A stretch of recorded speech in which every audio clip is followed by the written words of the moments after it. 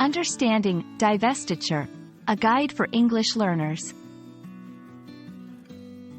Hello, everyone. Welcome back to our channel, where we make English learning easy and fun. In today's video, we're diving into a slightly complex but very interesting word, divestiture. Whether you're a business student, a professional, or just curious about English, this video will help you understand what divestiture means and how to use it correctly. So, let's get started. Divestiture is a term often used in the business and finance world. It refers to the process of a company selling or disposing of an asset or a division.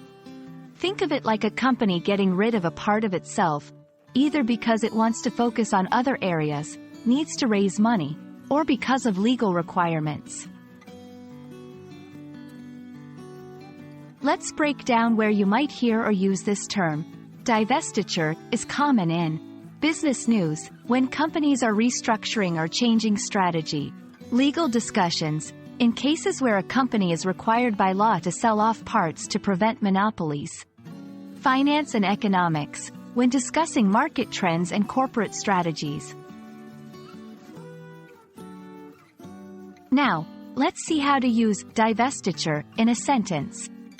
1. The company announced a divestiture of its overseas division. 2. Divestiture can sometimes lead to a sharper focus on core business activities. 3. Regulators demanded the divestiture to maintain competitive balance in the industry. Understanding synonyms can help broaden your vocabulary. For divestiture, similar terms include disposal, liquidation, sell-off. There you have it. You now know what divestiture means and how to use it in different contexts. Remember, expanding your vocabulary is a great way to improve your English, especially with complex terms like this. We hope this video has been enlightening.